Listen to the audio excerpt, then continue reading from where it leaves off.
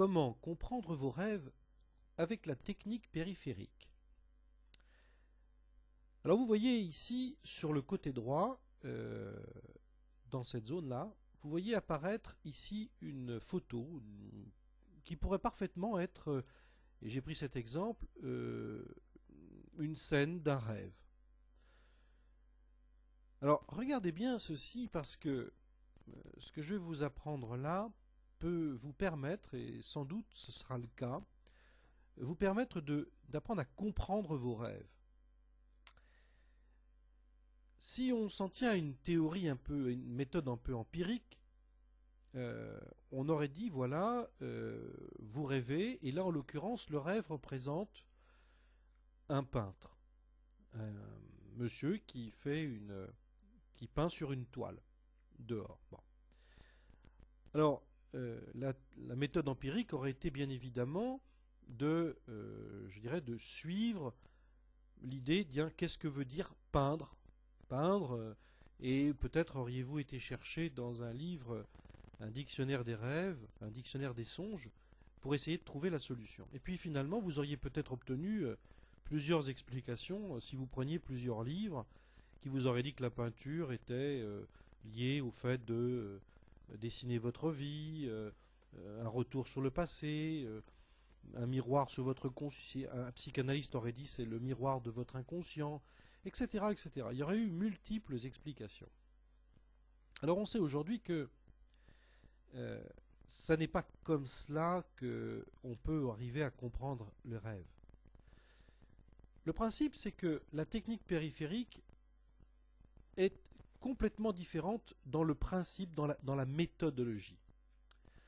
Alors, le point que nous allons essayer de mettre en avant, c'est que la technique périphérique nous apprend que nous faisons tous une erreur majeure lorsque nous essayons de comprendre nos rêves.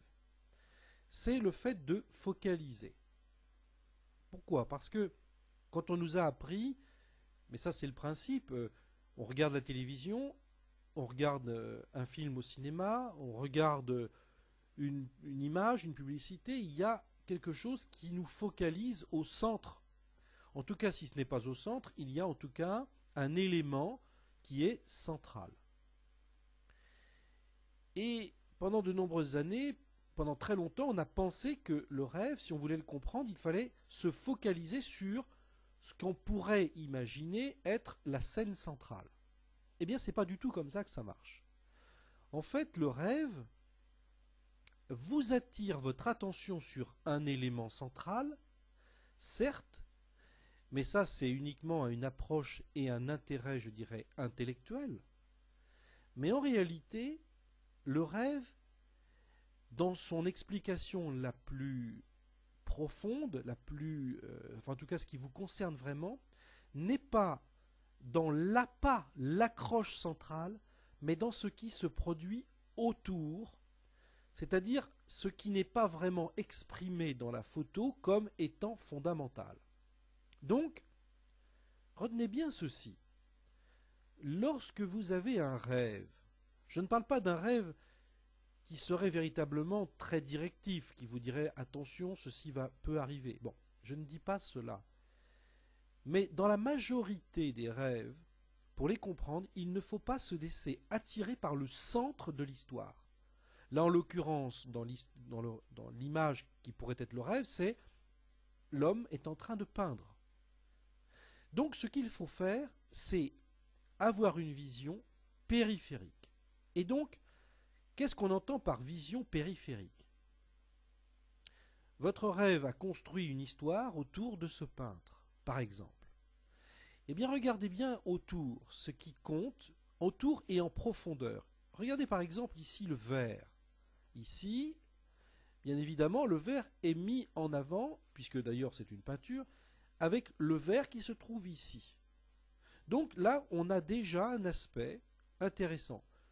Et vous voyez d'autres personnes, d'autres lieux. Sans doute allez-vous reconnaître un commerce, un lieu que vous connaissez, un endroit que vous avez peut-être déjà vu. Regardez aussi les objets sur lequel on n'y porte pas vraiment son attention dans le rêve, parce que ce sont des objets, là, ici, en l'occurrence, un peu plus éloignés, et on a l'impression qu'ils sont secondaires. Notez bien que ces objets ont leur importance. Il est là, le message. Il est là, peut-être, dans l'expression ou le rassemblement de personnes. Il est peut-être dans les petits objets qui se trouvent ici, dans la palette. Il est peut-être au niveau de la façon dont la personne est habillée. Regardez bien le pull-over. Est-ce qu'il y a quelque chose dans ce pull-over qui vous rappelle ou qui vous parle? Donc, vous devez porter l'attention sur ce qu'on appelle les aspects indirects. Et des aspects indirects, c'est souvent quelque chose que l'on oublie ou que l'on néglige. Le rêve construit quelque chose à partir d'un centre, mais il ne faut pas porter son attention sur ce centre. Je ne dis pas qu'il ne faut pas y porter son attention définitivement, mais il faut le faire uniquement à la fin. Ce qui compte avant tout, c'est la vision périphérique. Alors, un des outils que je vous conseille, c'est par exemple de vous poser des questions.